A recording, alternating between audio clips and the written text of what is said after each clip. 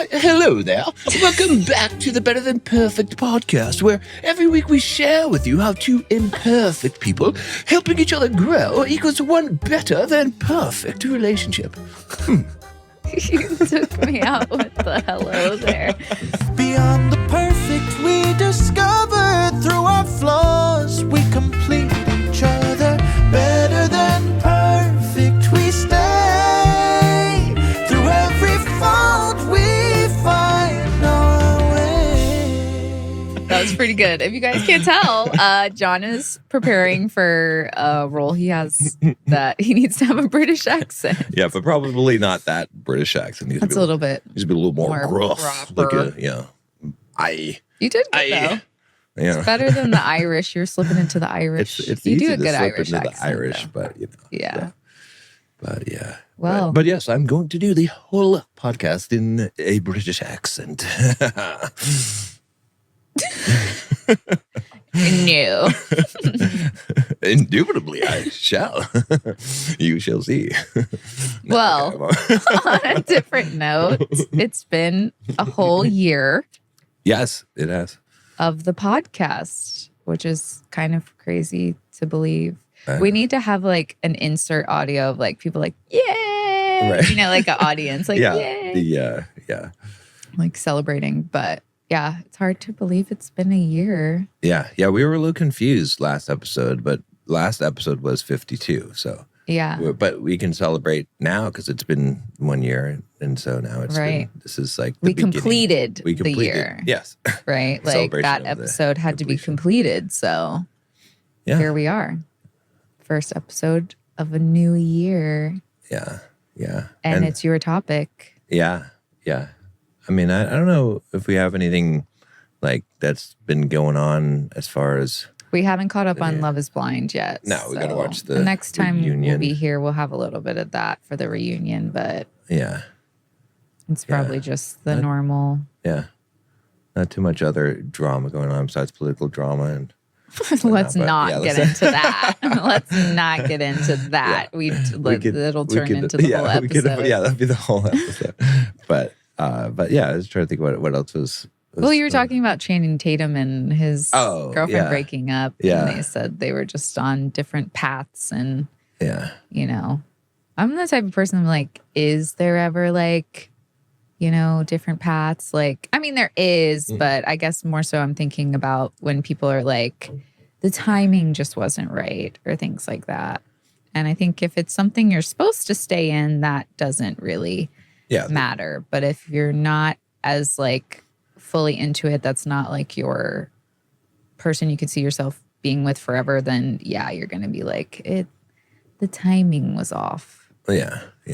I mean, you got the politically correct answer that you give for why you broke up, and then you got the real answer. Right. Right. That Like, people so that's rarely ever like say out loud. But someone else will tell them. They tell their drama, their story. So, but that's true. We didn't see it, but yeah. So I mean, we might as well just get into it.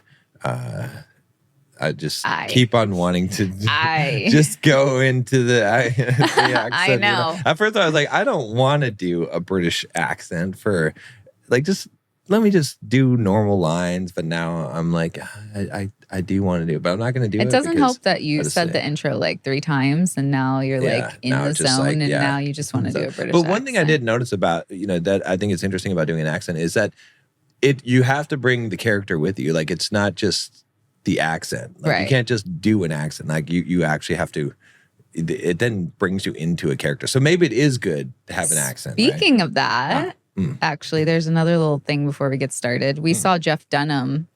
Oh, yeah. That was really good. Yeah, he has different voices, right, for each character. And so, like, trying to really portray the character does help when you're doing the accents, because he has so many different ones. And those characters are, I mean, they're in his head talking to him. Like, there was a point where he sort of lost it, where it was just like the character wanted to say this and he couldn't stop it. And that, that he does a really good job. Yeah, he's good. Because if you think about what's actually happening, it's just him talking, like you said. Like, it's just him, because he's a ventriloquist, a comedian. But the timing of when he talks versus when the puppet talks, he has it so flawless that it seems like you're watching two people talking or two things talking. Yeah. You know, so it's pretty crazy that he even has the ability to do that minute little detail that people probably don't even realize. But it, like, if they tried to talk and make it believable, like they were two people, right? Yeah, they would have the hardest time even doing that part of it, let alone the like mannerisms of the puppet to match what he's saying and the accents and personalities. Yeah. So it was a really good show. I really do think, I mean, based on that, it has to be like split personalities that he's developed in his head that have almost like a life of their own, where he could, it just seems like that has to be the case in that. But maybe so. But it was really good. Yeah, it was. All right. So our episode today, then, the topic will be. You're just in a dramatic mood now. What have we learned in the last year of doing this podcast? What is it? What is your lesson? But that's what it'll be. There's so many things, though. I think you got to we're just going to kind of riff on like what are the things that we've learned from doing the podcast, just what we've learned in the last year. And I've learned that book talk wants to bring us down. We've made what enemies have we made? We've only had a few episodes. Passport Bros and book talk people. Yeah, they're. I would say. Yeah, but we care about you guys too. It's just we're trying to help. Yeah. But on a serious note, it's like there's so many things. It's like where do you begin? Yeah, start? I mean, we can just go out a bunch of different things. Well, then you start. Because it's your topic. There's so many things. I mean, okay. What would I say? It's one of the big things. One of the big things I would say is defensiveness, right?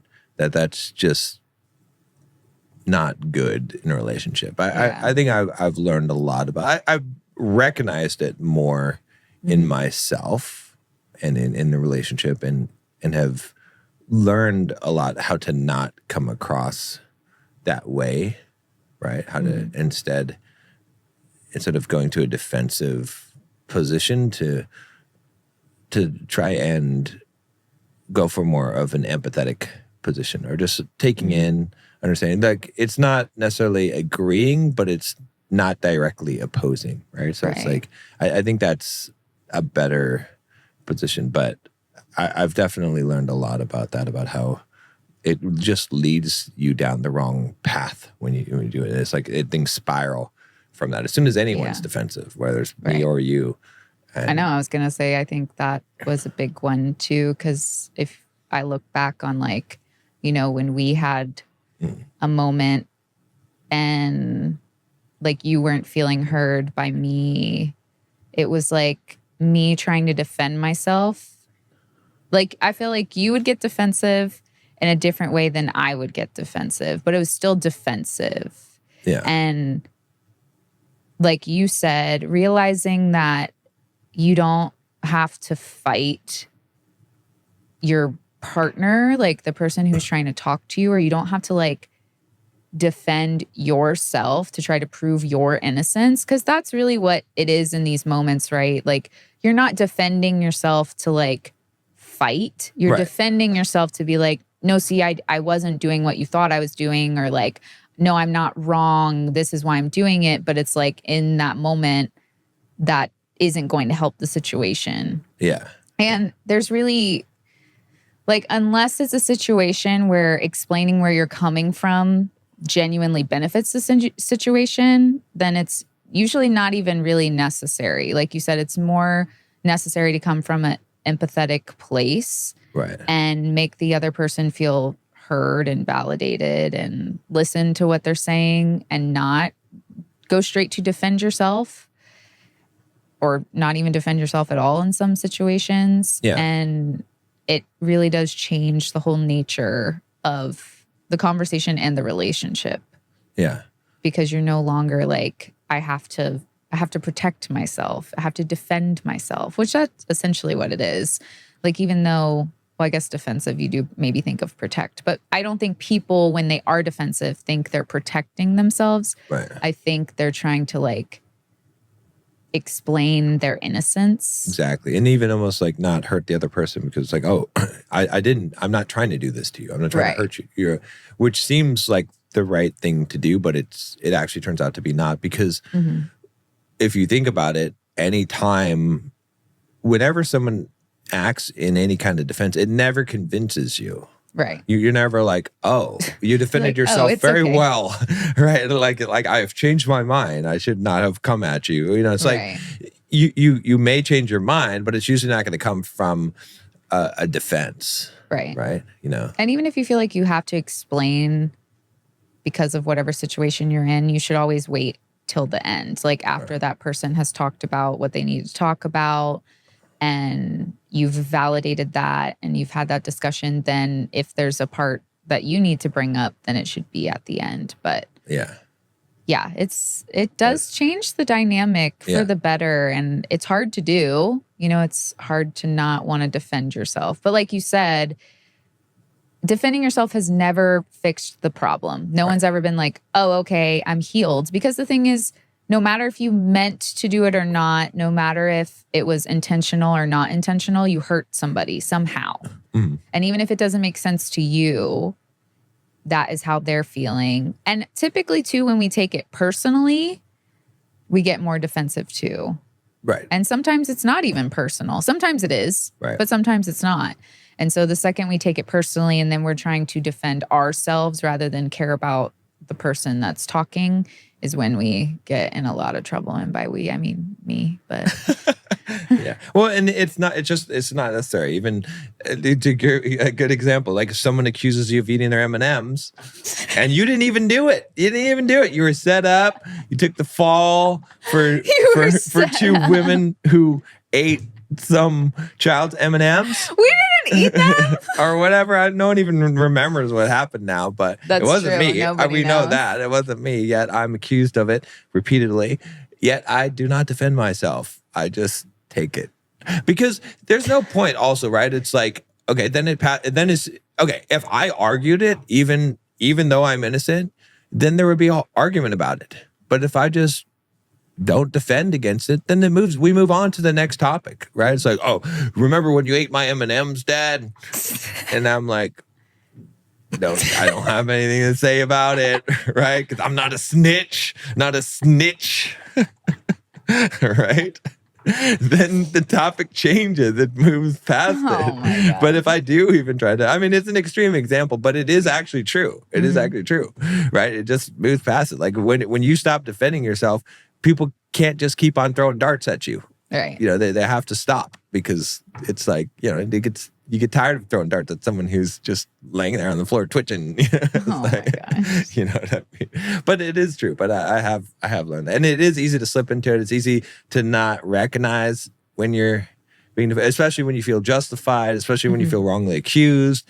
But it's just strategically, it's not the right answer and it's not the good thing for the relationship. Because even if someone is attacking you, even if they're accusing you of things you didn't do, it's a better position to take to just either be like, ow, that hurt, or to just let them say their thing and then you can talk about what's going on without defending it, because most people are not going to be done until they've had their time to say their piece, and people want to say their piece, and that's I do think there is something to say though about doing it respectfully, but like you said, you can wait till then and be like, hey, that's not, you know, I hear what you're saying and you can empathize with them, but like words do matter. Yeah They do. Like they shouldn't be everything, but they are important because you can always take an extra minute or two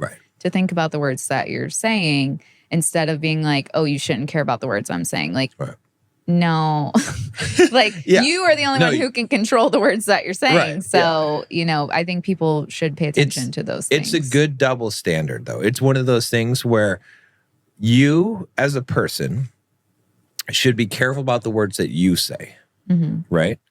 But you should be lenient with other people about the words that they say. You know what I mean? Like it's a double standard, but it's a good one. Disrespect? Even then, what I'm saying is that you should be really careful about making sure that of thinking the words that I say are important. Yeah, I agree with that. But you shouldn't hold people so much accountable to the words that they say. You see, like you should have that standard for yourself. But just like I say that. Yeah, but I'm asking you, like, if someone's disrespectful, yes, yeah, that's something that you have to deal with, right? It's not acceptable. It's not okay to be disrespectful, but at the same time, you could still listen, and intake what someone, even if someone says something in a disrespectful way, like you as a person who has emotional intelligence can say, okay, I'm going to still take in what they're saying. I mean, the way that they said it can be addressed, but I'm not going to just ignore what they're saying just because it was said in a disrespectful way. Right. I didn't say that. I said at the end exactly. that you could tell them that that's not appropriate. Exactly. Because I don't want it to be, and again, like this is just making sure people don't take everything so literally, because sometimes they do. Yeah. That I don't want people to think that they should tolerate disrespect or that they should allow that to continue to happen. Right. Because I agree with you, like, at the end of the day, all you can do is what you can do. What you control is yourself. And that's the only thing you can control. Right. But at the same time, like, you shouldn't have to tolerate people talking to you in a certain way. Right. And again, like you said, I'm not saying don't listen to the person. Right. And you can listen to the person and try to figure out what they're actually saying, but then afterwards be like, hey, this is not the way, I know you're upset, but this is not the way to bring up the things that are hurting you. Because a lot of people find themselves, like, one of the really popular clips actually of ours this year was me talking about how women lost respect for their husband and how they say all these mean things and then try to say they don't mean them at the end. And I don't think that's okay. No, it's not okay. No. And I'm not saying that men aren't even like, hey, you can't talk to me like that. And I think that's why I think that you do have to have some sort of conversation. And when it initially happens, because the longer it goes on, the more someone is more likely to do it. Yeah.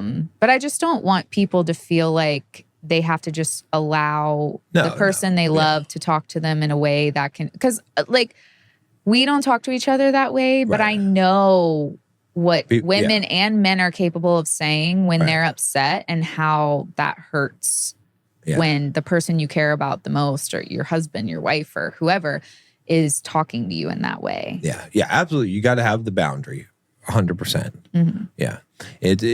I'm saying the double standards are, well, here's a good example of another good double standard, right? In the sense of it's what you apply to yourself, right? Is if you say, don't criticize people because 99% of people can't take criticism, but be a person who can accept criticism, right? So it's a double standard in a way, but it's a good double standard because that's how you should act, right? So it's the same thing with that, but it doesn't mean that you should just tolerate disrespect. It just means that you should be a little bit more. If someone doesn't word things perfectly, that's okay. Not okay if they say it in a disrespectful way. Right. But you should not give yourself the same leniency that you give other people, right? You should be like, okay, well, yeah, I'm going to give them leniency in not wording things perfectly, but I'm going to try and word things perfectly because it's just a better way to operate. The same thing with criticism. If you say, hey, I'm not going to criticize people, but if someone criticizes me, I'm going to learn how to take it in the right way. Right. I get it. But I sometimes, your brain's already figured all this out. I know what you're talking about. But sometimes we do have to break it down more because it's not, one, as easy as it seems. There's like different layers to it. And like, how do you do it? And when do you do it? And like, just for people to comprehend like what we're really talking about. Because, if it's just me and you, like, I get where you're coming from and I understand what you're saying. But just want to elaborate. And especially because, like I said, we did some episodes with some topics about people saying really mean and hurtful things and, people losing respect for each other. And I think I wanted to tie in to defensiveness, like we were talking about that. I think love and respect, like the book that we read, like when you aren't defensive with your partner and you come from a place of empathy, you are giving your partner love and respect. Right. Like you're giving them both simultaneously. Like it's respectful to allow somebody to vent their frustrations without instantly trying to invalidate it with defensiveness. Yeah. Even if that's not your like intention, that's how it appears to people who are hurt and trying to have a conversation about it. And it really does change the dynamic of your conversation. Like, and I get that it's hard, especially if you're just used to defending yourself. Exactly. Yeah. Like for your whole life, to like, it's kind of becomes automatic, because it's almost like a childish sort of response, because when kids get in trouble, what do? They never say like, I did it. Yeah. They're like, not me, I didn't do that. Or they'll be like, this is why I did it. You know what I mean? Like it is a like childish response that like a lot of people get stuck in. And a lot of it is from childhood stuff, And so it's not going to be easy to just instantly not be defensive. But I think if you work really hard at it and you get to a better place like you and I have, you realize how much better it is for both people. Yeah. And you realize, especially if you're with your partner, like the person you love, like there is no like tit for tat. There is no like, I won this conversation and he won this. Or like you said, like it doesn't have to be like I'm agreeing with what this person is saying 100%, but I care about their feelings. Exactly. Yeah. And so when you kind of let go of like, I need to be right, or like, I need to defend myself or my innocence in this situation. Yeah. You're almost like trying to beat your partner. Right. Like you're trying to win. Right. And that's not what a partnership is. Like you're a team. Win. Yeah. Because there's no win if you win. Right. If the only way you win lose. is if you both feel better and you're happy again. Yeah. And it can also, I guess it's not to belabor it, but sometimes that could be interpreted as you're just rolling over, right? So someone says, for example, why did you do this? You really pissed me off. And then if you don't respond defensively, then what do? Then you just say, oh, I'm sorry. No, that's not it either. But you could also say, oh, I see this has really upset you. That's not defensive. Right. It's not admitting guilt, right? It's not condoning the accusation, but now you're showing empathy without having to go either of the bad direction. Because if you just roll over too and just say, oh, I'm sorry, like then you start to become self-deprecating and you're just a pushover and you're just a people pleaser. You don't want to do that either. Right. So it's the art of it is an art. But once you get it down and you see how better the dynamic is, it does make it easier. But it's going to be hard to initially get out of that like wanting to defend instantly, because that's like it's a childish response. Like it's what we grew up with, like, and a lot of people don't grow out of it for one reason or another. Or it's a trauma response or something. So what helps me too is just, I always think now is that she makes mistakes, but her heart is good. You know what I mean? I make mistakes too. So that helps, because I think if you have your focus on that, then you're less likely to respond defensively. Right. Because even if you're feeling like you're being accused or attacked or whatever it is, you're like, okay, well, the person who I'm in a relationship with has a good heart. So they could be making a mistake right now. Maybe I'm the one who's making a mistake, but then it's, when you have that insight into it, then you have more empathy in that case. So, but yeah. Okay. Well, you got to have one now. I said defensiveness. Well, that was like, I piggybacked off of that, but let me think of another. Why? What did you learn? I really, again, going back, like, there are a lot of good things about the Empowered Wife book. Some of the things still are a little, gray area-ish, questionable sort of things, but a majority of it and the concepts, like the true concepts, are really good. And I think that women should read it. And even if you don't agree with everything that she says, it does help create a better balance in your relationship. And it allows the man in the relationship to feel better about himself, and it allows you to feel better about yourself, like as a woman. And it honors those distinctions in a way that I don't feel like is separating. Like today, I feel like women and men are trying to separate themselves from each other. Yeah. Like they're like in the bad way. They talk about equality, but then all the way they talk about each other is very separating. And like in her book, it's a lot of like what we've talked about, where it's like men's role is typically this and women's role is typically this. And when those two things come together, it creates this one better thing rather than like two people trying to do the same things. And again, kind of like competing with each other. And they're not really making like one greater entity. They're making just like two people doing the same things. Yeah.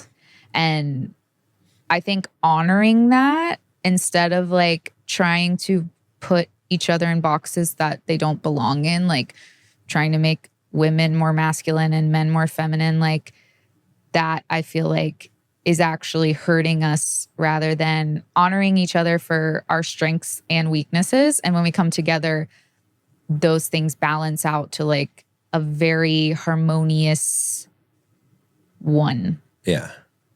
That might have been a lot of like fluff, but the book just does a really good job at like telling women like this is what you should be doing. Right. That will also help your man be the man that you want and need him to be, and also he'll be happier because he's getting to fulfill that role as a man. Yeah. So it just does a really good, even though it's written for women and it's called The Empowered Wife, I think it does a good job of highlighting the differences that we have and why when they come together that it's better that way. Yeah. So I would sum that up as don't be controlling. But yeah, no, I get what you're saying. Well, I mean, all you can control is yourself again. Right. Yeah. And that's what she says too. It's like, she talks about like whatever's on your paper, meaning whatever you can control. And that's what a lot of psychology is about, right? Like, especially in a marriage, like there should not be this like huge need to control. Cause I'm sure even as the man who is the leader, right, it's like if you try to hyper control things or control everything to a T, then that's also exhausting. Right. And so it's like, you know, the things that when you're a leader, you do have more control over the things, but people really should focus on what they can control about themselves, right, because it'll have an overall beneficial effect to everything in their life and their overall happiness. Right. Yeah. And even you know, as a man, you shouldn't be trying to control. Control is not the answer. If you're an authority, if you're in a position of leadership, you say, this is what I'm going to do. This is what we're going to do. But trying to make sure that people do it, that's where you start to get into the line of control. Because, hey, you respect me. I'm saying this is what we're going to do. I'm saying this is what I'm going to do. It's going to happen whether you are agreeing with it or not, in the sense that, like, I don't need to control you and make sure to micromanage that that's going to happen, right? So that's how you lead, is you say, okay, well, this is it. And you start going that direction. Well, and you build the trust so that, you know, like, it's easy to just follow your lead. Like you said, it's not a control thing. It's not like telling somebody what to do. It's that, like, that you can bring things up that is maybe more technically telling somebody what to do, but it won't feel that way because they have this trust in you where they want to follow your lead. You're not convincing them of anything. So. It's the same thing, even just, you can see it in parenting as well, right? Mm-hmm. If you tell your daughter, hey, get your room cleaned up, she doesn't do it, there's a consequence. If you say, hey, get your room cleaned up, she doesn't do it, and you're like, I thought I told you to clean your room. Are you going to clean your room? Mm-hmm. Hey, you need to clean your room. Now you're controlling. And and you're losing your power, you know, and you're losing your mind too at the same time. You just have to say it once and then have a consequence for the thing. And that's what, you know, that's what you should be doing. But yeah. Yeah. So that was my. Well, one that I got is just, I guess I've I've become a little bit more of, is this worth it? Like thinking ahead a little bit more, right? In terms of, is it worth this approach that I'm going to take, right? Because sometimes taking the wrong approach, it feels good in the moment when you're upset and you want to say something. And we don't even say, bad things, but just the way that a thing is approached. Because for one thing I'm like, all right, well, do I really want to talk about that next week about at the end segment? Do I really want to and so many times I've made that mistake, but I find myself doing it less because I think a little bit more ahead and say, is that really, is it worth it? Is this going to be worth what's going to happen next after this? And so, so I think that's helpful. And then that just helps me. I've learned to just think about, okay, before I say something, let me think about what will happen. And let me think about how I can rephrase it and come at this from assuming the other person is understanding and that I just need to communicate what is going on, or what I would like to see, or what is troubling me, as opposed to, it's real easy to, by default, come in an accusatory way, saying, why did you do this? Or you're doing this and this is upsetting me, or this, like, as opposed to saying, oh, this happened and here's how I feel about this, right? Like the more vulnerable, like we talked about, I think being vulnerable and assuming the other person is understanding gets you a lot further than the default approach. But it takes a minute to realize that, all right, I got to stop and think before I say something, and think about, how can I say this in a much more empathetic way, and how can I even just change my mind? Because a lot of times I do think we at least I can see myself, even though I'm bulldog mindset, the anti-victim mindset, but we all can be susceptible to victim mindset thinking, and something happens to us and we go down that rabbit hole. And a lot of times I think approaching the topic, a lot of times the default is from the victim standpoint, right? Which usually looks like some kind of accusation, because you're like, oh, how did they do this to me? Or I can't believe that this, right? And that's not it's usually what's happening in a good relationship with the person that you love is a misunderstanding. Right. It's usually not intentional. It might be, you could say that maybe it's neglect in the sense of not thinking about something, or not putting enough care into something. But even that is still a misunderstanding, because we all have a lot of things going on. Like we all have different perspectives. And so I think that's helped me to just think a little bit ahead and say, all right, well, how will this end? What's going to happen? Is this worth this? What is a better way? Yeah, I agree with that. And I think, like you said, vulnerability is a huge thing, because accusatory statements is essentially defensiveness. Yeah. Like, it is. You're like accusing somebody, like you're being defensive of how it's their fault, rather than saying, hey, I'm hurt right now. I feel this because this thing happened.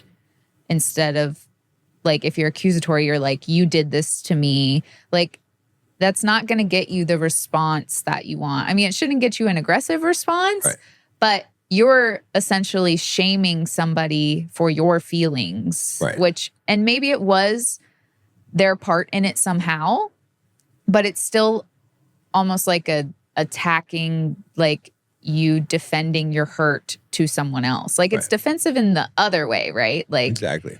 You're defending your hurt so much that you're attacking somebody with your defense. It's like if you had a shield, you're just ramming them with the shield. Like, yeah, it's a shield. It's not a arrow. Right. But you can still mess somebody up with a shield. Yeah, Captain America. Bam. The better way, is, coming from that vulnerable place. And like you said, having grace with your partner, because like you said, majority of the time it's not going to be intentional yeah. at all. So, trying to stay vulnerable, even though that's really hard. But like we talked about, it actually makes you invincible in some ways because you're laying it all out there and you're exposing yourself and you're being vulnerable is definitely the better way to be. Which that's also, kind of like getting rid of the defensiveness. That's also hard to do, to be vulnerable when you're used to keeping your guard up and protecting yourself, which those normally go hand in hand. Because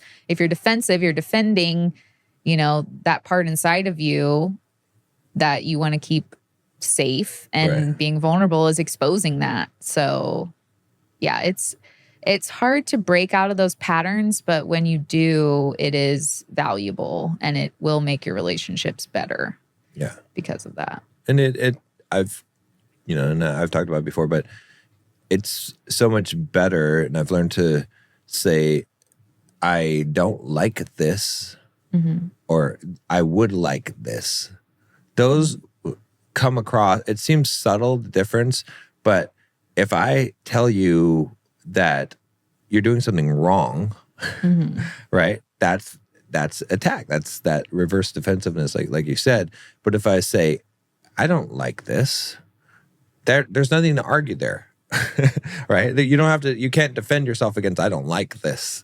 No, you're not evoking defense in the other person. It's a statement. Because it's true that you don't like it. Like there's no, someone can try and argue that you should like it, but you don't. It's like, but when you say, you shouldn't have done this, now there's a defense that can be made. Well, that's an expectation. Right, exactly, yeah. Which is a whole nother part. And I was going to say, even saying you shouldn't have done this is an expectation, or whatever the first thing you said was. Those are expectations versus I don't like this. Right. I like this. Yeah. And that's also not controlling, because you're not saying you need to do this or don't ever do this. Right. You're just saying what you like and what you don't like. Exactly, yeah. So that's I think also another thing I've learned that I think works a little bit better too, because I'm trying to think what else. There's so many things. I feel like with a lot of our topics that I've just really appreciated the relationship that we have, like seeing a lot of the comments, and even there was one about a lady said she got married young recently, and it was the best decision that she made. And I'm like, look, I understand that. Yeah.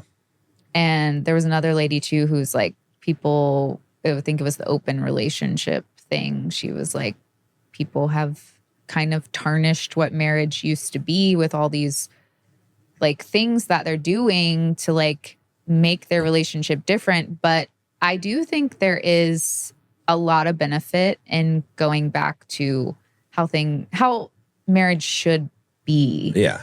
And like, I get that the lady who got married young, it was different times, and she's been married for like 35 years, and there is something really beautiful about the simplicity of probably how they met, and they didn't have these external things distracting them from each other, and that's probably why they have such a great relationship. And I think about that's what we're trying to get people to understand by explaining all the things that kind of distract you from your relationship, like opening up your marriage, or like corn, or girls trips and guys trips, and or like not having an open door policy, like trying to have private things, like all these things that we talk about.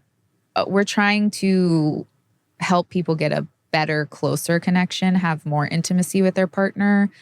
And I'm just really appreciative that we have that. Yeah. And I hope that people like understand that that's where we're coming from. It's not like we're trying to be controlling. We're not trying to control your relationship.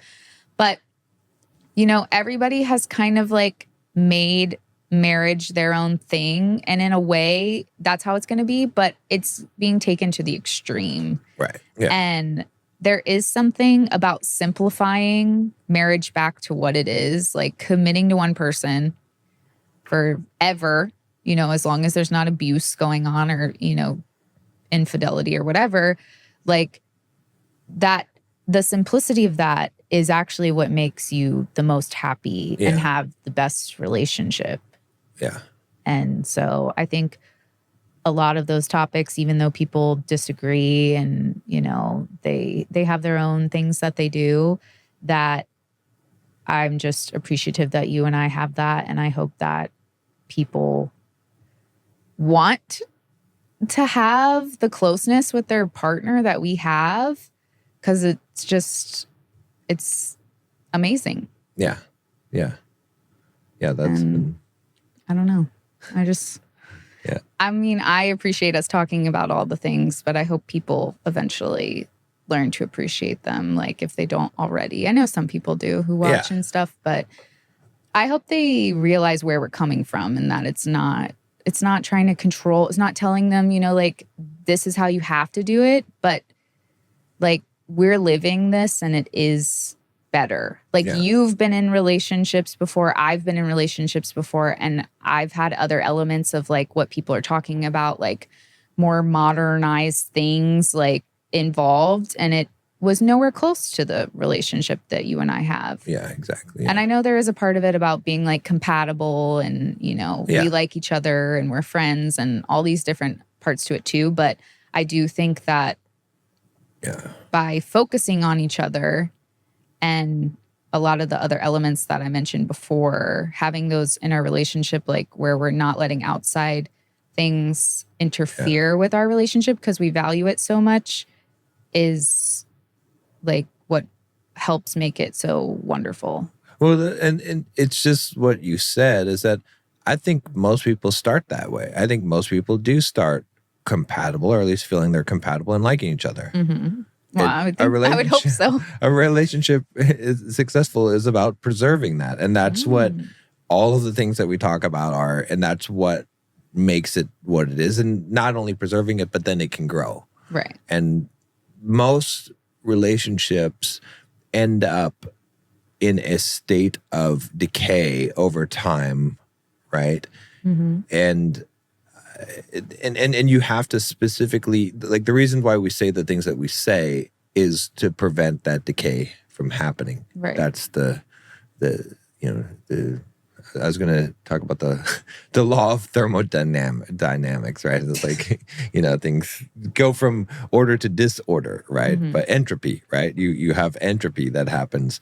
And so you have to do something specifically to reverse entropy, because the natural state of things is entropy. Things will dissolve. Things will turn more into chaos. Mm-hmm. And so I think most people do start out like that. They just lose it. And that's what happens. So right. And you preserve all these things from your wedding. People preserve their dresses. They preserve their flowers. They preserve all these things to keep the memories. Why wouldn't you want to preserve your marriage? Right.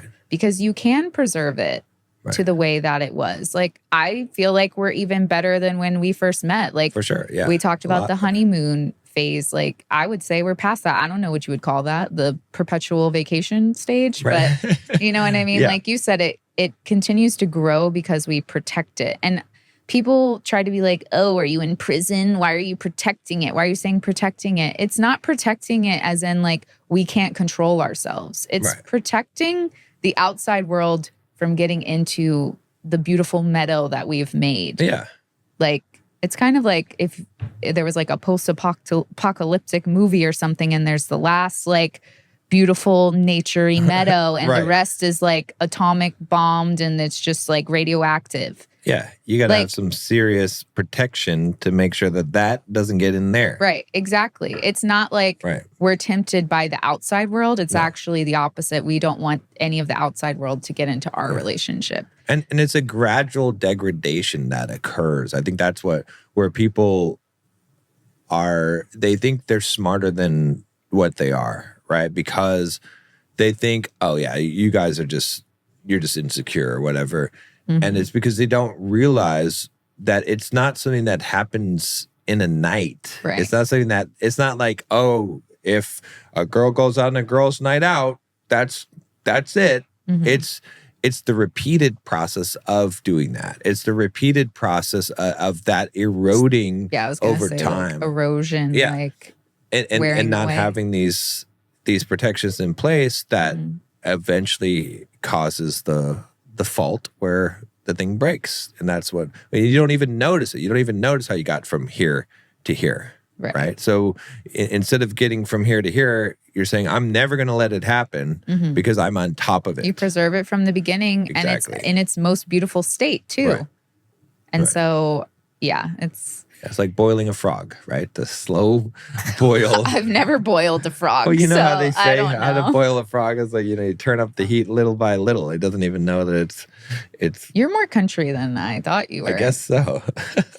I've never even heard You never that. heard anything about boiling a frog? It's a thing, No, but I know people who've boiled frogs. It doesn't even notice that the water's hot, because it's a gradual thing. But that's what happens to most people, so.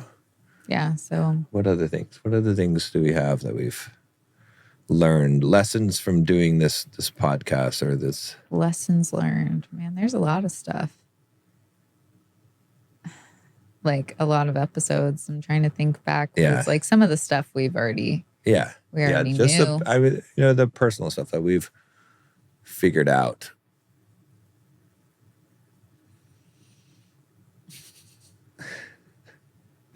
I mean, we hit on a lot of important ones. I feel like I've done more than you have. No, I start off with the. Oh, wait a minute.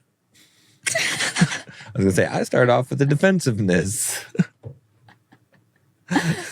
You feel like you've done more than I have. Okay. Do ya?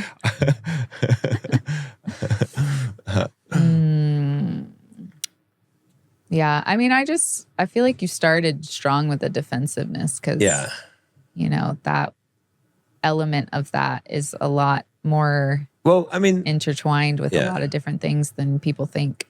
I mean, one of the early things, which I guess I kind of, but it just became more emphasized as we went through the podcast, was just this idea of as a man, it doesn't matter why she's upset.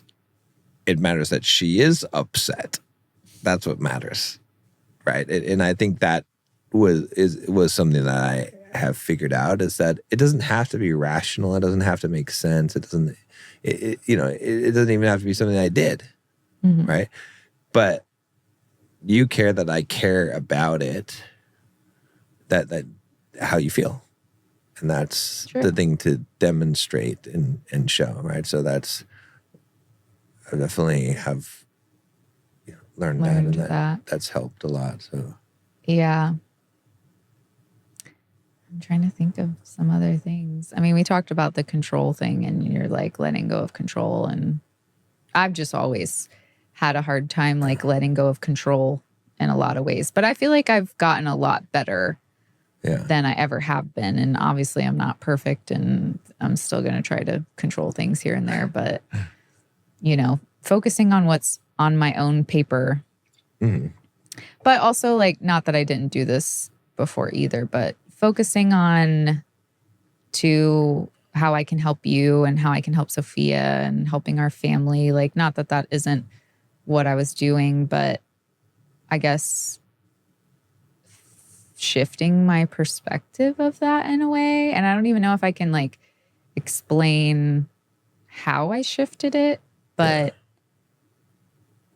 I don't know, that also too, I think there was a part of me when, we got together and I moved here and I didn't have a job for the first time in my life. And that was so weird. And honestly, even now, 2 years in, there's still times where I'm I'm not doing anything. Even though I'm doing stuff, I'm not doing anything. And maybe the shift in the perspective was that I really focused on and figured out what I'm doing when I'm doing the stuff at home to help you and her. And maybe that's the clarity that I got on it. Because I struggled with that for a long time. And it is hard if you're a woman that, has found a man that you love and he wants to provide 100%, that people are going to be like, what? It's hard to just be provided for. But it is when you're a woman that you have been independent and,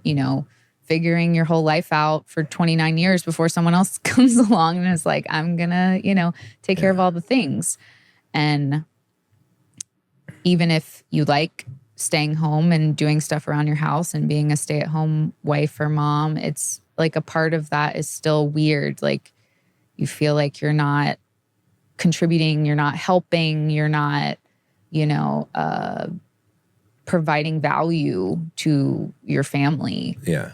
But you just have to shift the perspective. And I think for most women, at least like in my generation that, grew up with like, you need to not depend on a man mindset, which is good for when you're starting out. But not a lot of people I know are stay-at-home moms or stay-at-home wives or, I had never talked to anybody that was just all they did. So I didn't kind of went in and kind of got thrown in, right? Yeah. And I'm like, I don't know what I'm doing. And I know what I'm doing, but why doesn't it feel like these things? Yeah. And so, I don't know. I feel like I've just figured out how it actually helps you and it helps her. And sometimes it's still, I'm like, is this actually doing anything? But then I feel like it's more than now I can see more. Yeah, exactly. Yeah. Maybe before I was just blinded by the things because I'm like, I'm not financially helping or I'm not going to work and I'm not, doing these things. And so I couldn't see. That is how I could see that I'm contributing, like I'm helping. Yeah. But it was hard to see at first, how that was beneficial. But I feel like I've gotten better at that. Well, and you've helped me with that too. And I think it's a common thing also just in general in people that we're used to being in survival mode when we're working. We're working to survive. We're paying the bills. When you don't have to survive anymore, it even happened to me when I first became financially free. And I was like, well, what do I do if I'm not? What do I do? Surviving has been my thing. Yeah. I've been trying to survive, right? And so you gotta get a little lost sometimes when you're not in now you're actually living your life. You're not surviving, you're living your life. So now what do you do? It's how do you actually live your life, Well, and I feel like I've also had to focus on emotional regulation a little bit more too than before. And I think it's from being more in my feminine. And also, we talked about this a little bit a few weeks ago that because at one point you were like, you can't handle something. And I was like, I can't really. Not like I used to. Yeah. Yeah. And it's not I can't handle it in... I could handle it. I could get myself back to where I could handle it because I had to think about it because I didn't even get defensive because I'm like, no, he's right. I can't handle this like I used to be able to. Right. But it's because I am in a more emotional place because I am more in my feminine than I was back then. Like you said, in survival mode, there's not a lot of time for emotions when you're in survival mode. It's just do or die. Yeah. It's feeling inside of you, even if it's not actual do or die.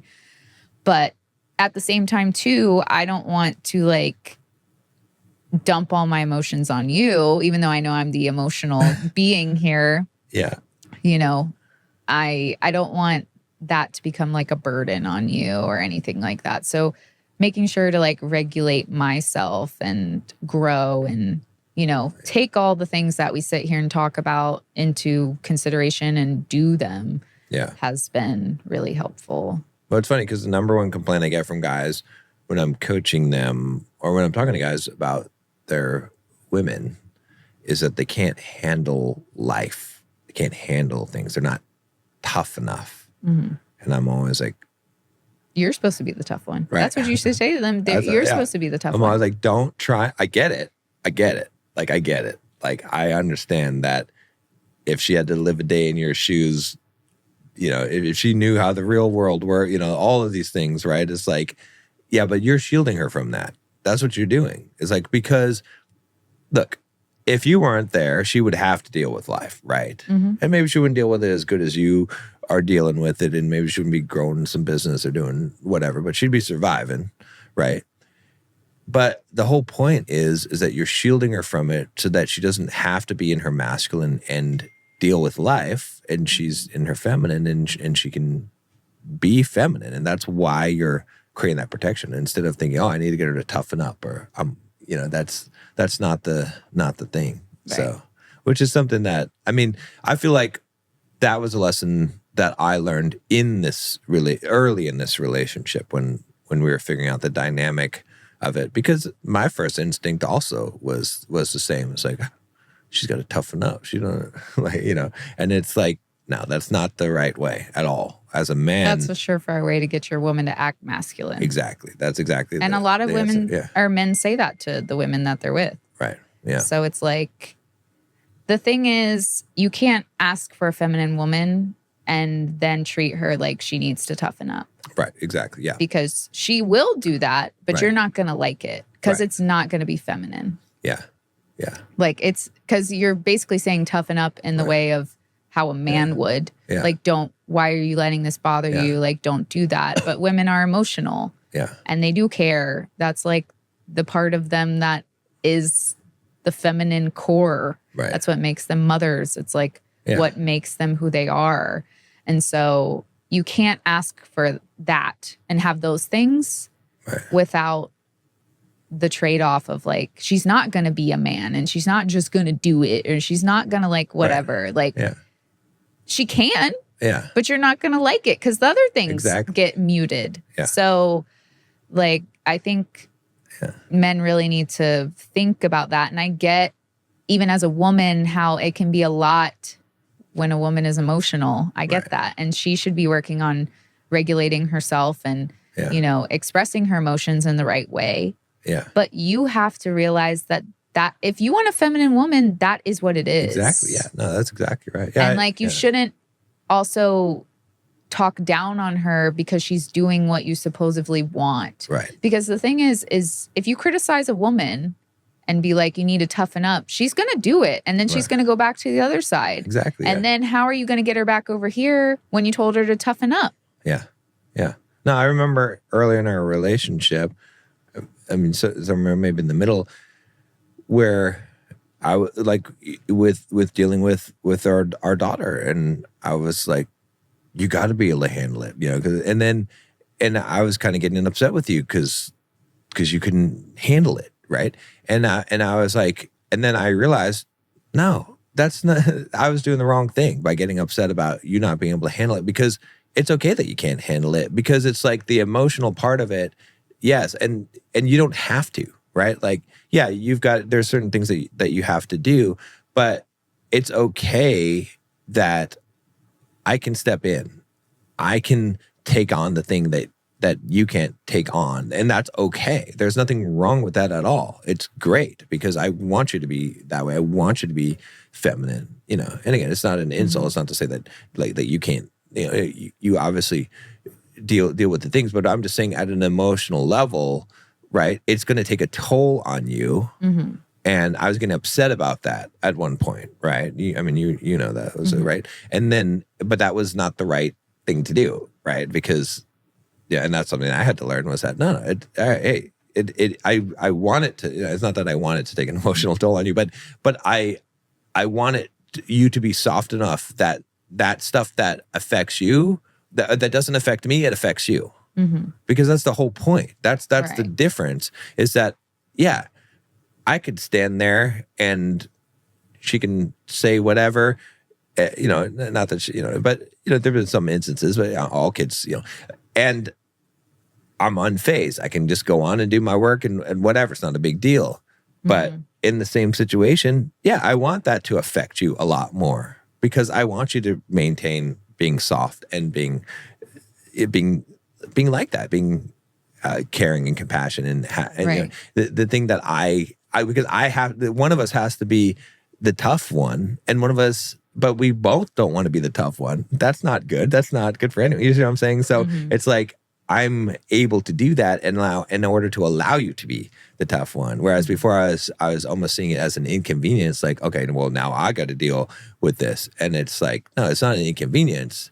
It is what my actual job is, right? It's to be the one that stands in the front, that takes the hits, that has the shield and protects everyone else, so that they can live their life without having to worry about having to protect themselves Well, there are instances too. I think what men need to realize a little bit as well too is that just because your wife's the emotional one doesn't mean she can take on unlimited emotional baggage from every single person, because she's also the more emotional adult.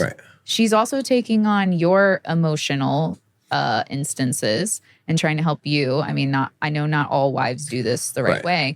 And then she's taking on the kids' emotional problems. And so she has her own emotions, which are more than yours. She's taking on yours, which affect her. Sometimes, depending on how sensitive she is, just as much or maybe even more than her own emotions. And then the child's, which is like with a child, it's even more intense in a way, because you have to balance, like, I want to save them from all these things in the world, but they also have to learn how to deal with all these things in the world. And then there's like the attitude and the, you know, the normal hormone stuff that comes with that too. And like in instances too, where you're working all day and you come back, it's like her and I've already had like probably 10 separate conversations that you don't know how they even went at all. And so, yeah, from your perspective, you're like, why can't you handle this? Because you just got out of work. So this is the first conversation you're having with her. You're like, this is easy. I'm dealing with this for the first time. But yeah, it doesn't mean that she can take on every single emotional thing. Just because she's the emotional person doesn't mean that she's the emotional dumping ground for everybody, because she has her own emotions that are hard to deal with and sometimes don't make sense. And she has to navigate those and yours, like her husband's and the kids.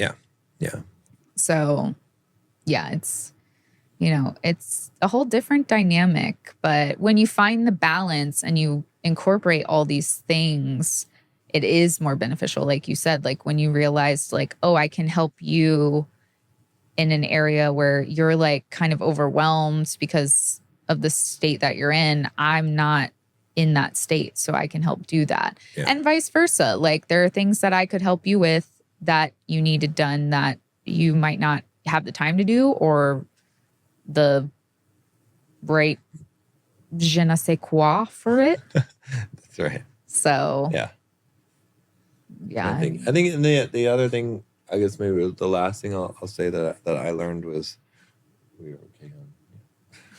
it was that when I get upset, I can express things in the wrong way. That's something, you know, I didn't really realize that as much about myself, but over the year, over us doing the podcast, I realized that there are a lot of times I might be getting upset and not communicating properly. I thought I was a good, I'm a good communicator, but I thought I was a better communicator than I was. And I realized that, when I'm talking, I'm communicating, but initiating a communication about a thing, sometimes I was lacking in that. And so I guess what I learned from that was that it's better when you're upset about something, it's better to communicate that quickly. Right? Not let it fester. Exactly. Yeah. And properly. Right? Because I think when something first happens, that's not the time to communicate it either. Right? So let's say something happens and it upsets you. What I've learned is the best thing to do is not to address it in that moment in many cases, especially if you're really upset about it, to take a moment and give it a little bit of time to think about and then address it. But don't not address it. Don't let it fester, because then you can approach it in a way that is less emotionally charged. Exactly. Yeah. Because then you can say, oh, by the way, I don't know if you knew this, but when you did this, I didn't like this, or this made me feel this way, or this upset me in some way, right? Because now I can I can say it in a more of a matter of a fact, as opposed to, like we talked about, the accusatory or, the emotional charge, or and this is, I think, a destructive thing that happens for a lot of people in relationships, is it builds up over time, and you find new instances of the thing to confirm your, and then by the time that you are ready to talk about it, you've got 5 different instances you want to point to. Or they didn't even confirm. They're just like a little off, and you can twist them into fitting the narrative. Yeah, because because you're looking for that now at that point, right? As opposed to, and that's where you blindside people and they're like, well, where did this come from? It's like, well, I've been keeping notes. Right. But not telling you about it. But not telling you about I've been holding all this against you, but you didn't know until now. Yeah. Because that's where also someone's more likely to get defensive because now they got a lot of things to like, and they really didn't intend to do those things, but you didn't even let them know. And so I found that was something that I could do. And so I've learned to be a lot better about that, just have a quick conversation, just say about this thing. And then usually things get resolved very, very quickly. So yeah. Can't think of, I'm sure there's plenty more stuff, but there's a long I don't know what else to add. All right. Well, I guess we can wrap it up then. But we don't have any. We don't have any dirt. We don't have any dirt for you. Right? Yeah. No, we don't. We don't have any dirt. Yeah, I can't think of anything. Yeah. And anytime we were close to getting into dirt, we both just were smart enough to de-escalate, right? We didn't even really hit a point of escalate, but we were both smart enough, I think, to de-escalate and not. Well, like I said, I think it's just becoming a new habit. Yeah. And so it's easier to not even, because I can't even think of what you're talking about, but I can think of ways that I've used the things that we talked about today, the new better habits. Yeah. But I can't remember what started it, because like you said, it got diffused so early that it never was even a blip on the radar, really. It was maybe a little about to be, right. But yeah, I can't think of any specific instance, but knock on wood, don't jinx us. But like I said, we've learned a lot this year, and a lot of the things that we recapped. And if you've watched all the episodes, you've seen the times where we've had to come on here and have whole episodes about talking for hours or having our end segments be something. And it's not like we're not going to not have the end segment. We won't get rid of it, but hopefully we won't have much for you guys, because we are really trying, but I propose we human. Change the end segment to be where we do different accent voices and do We'll discuss. We'll discuss. We perform a skit, then we can do. We'll see. We should keep it, but maybe on the weeks we don't have anything, we'll I don't know. Do something like that. I'm just being silly, but being silly but serious. But but it's good. Yeah, no, but it's good. But it does show that we have learned and grown over the time, and it has been helpful having accountability podcast. And we haven't missed 1 week of releasing episodes, right? So we've done 52 episodes in a row weekly.